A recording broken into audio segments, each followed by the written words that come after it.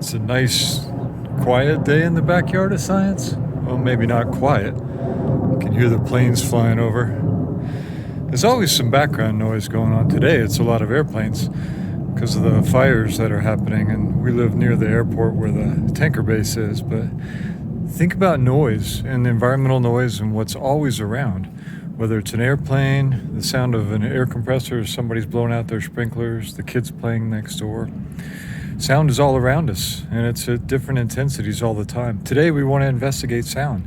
Think about how sound intensity varies with things, and think about how that relates to the standards for both science and math. So let's head into the shed of science and figure that out. Shed of science. Okay, folks, here we are in the shed of science today, and we have a guest. We have Dr. Dennis DeBay with us. Hi, everyone. Dennis is a STEM educator and math educator at the University of Colorado, Denver, and a teacher educator as well. Dennis, do you want to introduce yourself? Say anything more? Sure, yeah, no, thank you. I'm really excited to get a chance to work here with you all in the Shed of Science and talk a little bit about how some of these things that we're going to talk about today connect to some of the math standards, some ways to think about some of the questions we could ask to get at students' understanding of the math that's connected to this interesting topic. Awesome. Okay, cool. Yeah, that'll be fun. This is going to be great to do some math and science connections here. We'll look at sound intensity with the setup we've got. We'll talk through math and science standards at the first through fifth grade levels, and then we'll connect directly to those standards a little bit later. So let's switch over now and think about this setup we have here to investigate sound intensity today. Okay, let's talk about the setup we have today to investigate this. So we've got our data collection device over there, the LabQuest, which is going to collect our sound intensity data and make a nice little graph and a table for us as we collect that data. And that data is coming from a sound sensor that is down here on the ground at the end of that tape measure. That little box right there is just our sound sensor, which is going to tell us how loud a sound is that it receives. And it's on this tape measure, metric tape measure, mind you, so that we can place a sound emitting device at different distances from that and then take a reading. And in this case, our sound emitting device is simply going to be a cell phone with an app on the phone that emits a tone. So this emits a nice loud tone. Okay. And we're going to put that down at different distances along the tape and take a reading on the device to see what the sound intensity is like. So let's go ahead and get started. We'll put this down there and we'll start collecting data. I'll just let that run.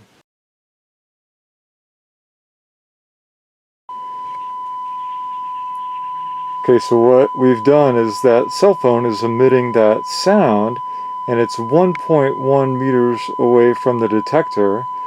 And as we're doing that, Dennis is entering in that distance to record the sound intensity on our graph. And then so we'll move the sound source closer to the detector and take another reading, and then we'll look at what it's like when we get close to the detector. So let's move that, and let's just keep this process going.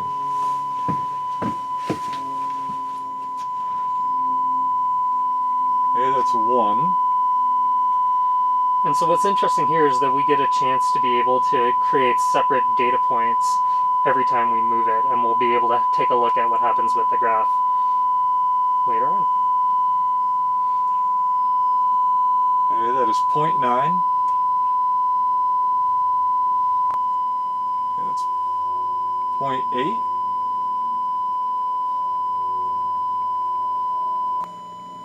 0.7.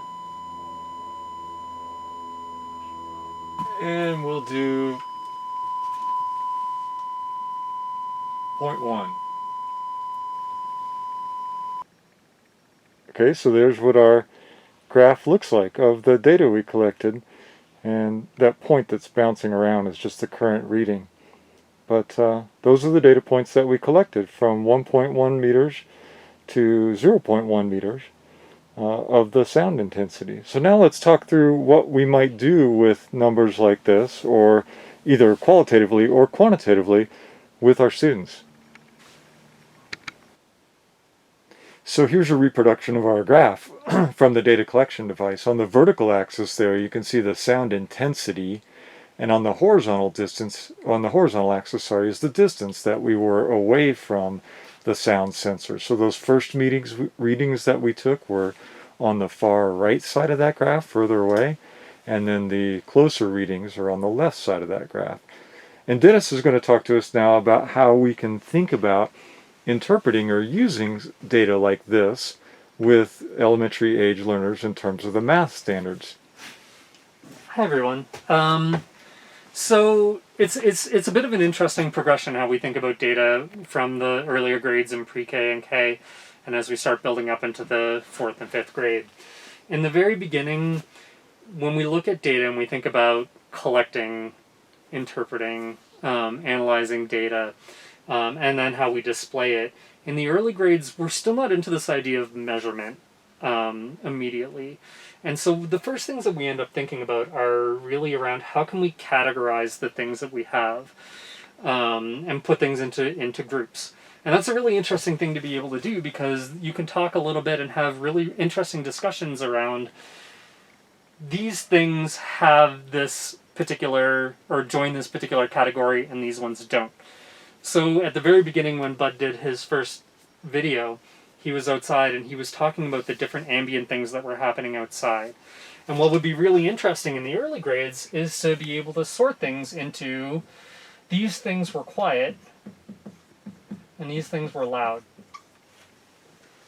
And you can do a number of different things with what's quiet and what's loud. You can talk about which ones fit into which categories. You can talk about why you think that they do. You can also just count. You might have found 3 things that were quiet and 2 things that were loud. And so in the earlier grades, the thing that you want to think about is to really think about how can we, again, collect and display data without getting too far into measurement. As we move along and we start thinking about measurement with students, once we get into 1st and 2nd grade, we get into a little bit more around this idea of what we call non-standard units of measure. And so you're having students think about, how many toothpicks is this table? Or how many pennies does it take me to go across this sheet of paper? And so what's really interesting about this activity is that when Bud brought out this measuring tape, is it allows students to be able to start diving into, okay, we now have these non-standard units, things that we can use to measure other things, but start trying to understand this idea of we actually have standard ways to think about this. And we might have, in this example, some metric centimeters along here that are broken up into millimeters. Eventually we get up to this idea of the meter.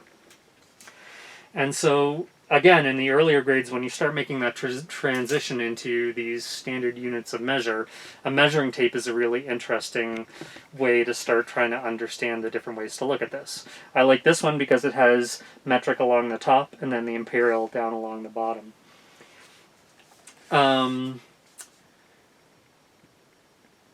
Moving beyond the idea of measure, one of the things that I also really like about using measuring tapes when you start doing that is that you want to make sure to talk to students about, when they're making note, remember when Bud was moving the camera or the video camera or the sound along the way, making sure that you're really precise in where you're putting things along these measures along the way. And in math, we have these math standards of practice that are connected to the Common Core standards.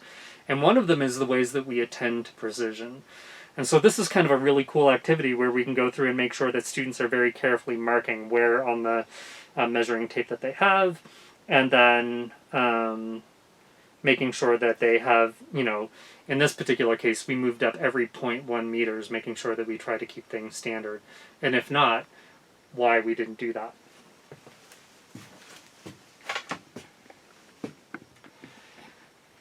Now, as we move along and we get up into the older elementary grades, we end up starting to say, okay, not only do we collect things in categories, but we can actually look at the relationships between different things. So in this example, we were moving the sound closer and closer to our sensor, and then we were collecting data on the sound and intensity.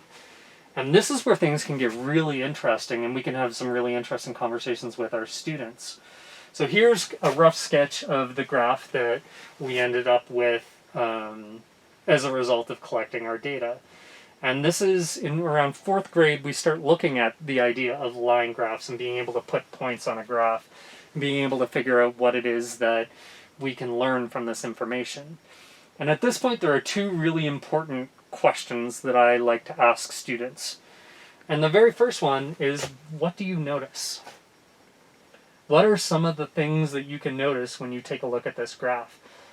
And students will come up with a lot of different answers. They might talk about how there's distance that's going along here or along the bottom. And so you can have that conversation about what does it mean to have an independent variable, and how is it that this was changed, or how it changed with us. Or kind of going along the vertical axis here, what does it mean to have a dependent variable? Right? If you ask, what do you notice? They may not notice stuff about the data. They may notice the 0.0, and that could lead to an interesting question. So asking the question, what do you notice, gives them a chance to talk and really build in these really important ideas of like having really interesting conversations with each other about math. The other question that I really like to ask is, what do you wonder? What are some of the questions that you might have when you take a look at this? And students could come up with anything with, well, why does it kind of make that particular movement?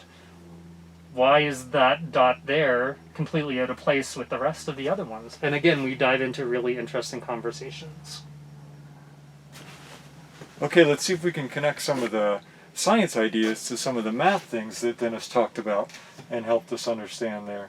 So at the early grades, when we're thinking categorically and qualitatively about sound intensity, quiet things and loud things, that maps on really nicely to the 1st grade physical science standard for sound. And that is that sound exists and sound varies in intensity. So at our lower grades, like at 1st grade science, this is exactly the kind of thing that we're thinking about in the progression of understanding. Sound is a thing, okay? And then as we move on up, when we get to our 4th grade standards for science, we start to think about sound as a manifestation of energy transfer. What's happening when sound exists is that energy is being transferred from one place to another. And so, let me just write down energy transfer. What we want to be able to do is connect some of those ideas Dennis was talking about, like noticing patterns, wondering why it's like that, to ideas about molecules in the air transferring energy from the sound emitting device to the sound detecting device. So we had the phone, right, and it was emitting sound, and it was being picked up by the detector down here. This is energy transfer from the phone. Sorry, that's a horrible phone. Let's see if we can draw it at least as a rectangle. It's emitting sound, and so it's propagating energy from the source to the detector, and we want to start to connect that with seeing the patterns in the data. We'll make some official, or not official, more exact connections to the standards in the next clip when we look specifically at the Colorado science and math standards that are appropriate at each of these grade levels. Okay, let's think now about some of the Colorado science and math standards that apply to the exploration we did today in the Shed of Science. At the 1st grade level for physical science, we have a grade level expectation of sound can make matter vibrate and vibrating matter can make sound. So students could notice that the phone was emanating a sound and the detector was picking up a sound. And that vibration in the medium, air in this case, was due to the sound being created by the phone. At the 4th grade level is when we see sound come up again in the physical science standards, and there are 2 different grade level expectations which relate here. The first is that energy can be moved from place to place, and waves are regular patterns of motion. So this idea that sound is the transfer of energy through a medium, in this case air, is an important one for your students to recognize and learn at the fourth grade level. And that occurs from regular repeated motion in a wave-like pattern of the vibrating sound molecules. So making connections between those things and the experiment is appropriate for the fourth grade level. As far as the math standards go, we see at every grade level, 1 through 5, the same grade level expectation for measurement and data for students to be able to represent and interpret data. Luckily, Dennis was there today to help us understand that at the younger grades, that really looks like categorizing and counting. How many loud things did I hear? How many soft things did I hear? Did I hear both loud and soft things? Versus at the upper grades, maybe around the fourth grade level, starting to think about looking at that graph, noticing that there is an independent and dependent variable, that there's some relationship between the points on the graph, and wondering why certain things are the way they are. That's a good time to make connections between that graph and that data and the idea that sound is energy transfer through the air. Energy was being transferred from the phone to the detector that picked up that sound. So a great connection there at the fourth grade level between thinking about representing the data graphically, the math standards, and interpreting that data and thinking about what it means in terms of energy transfer, the science standards. So thanks for joining us today. Hopefully you got some good ideas about how to use investigations related to sound with your elementary students and doing that in both math and science. And again, special thanks to Dr. Dennis DeBay for joining us today in the Shed of Science.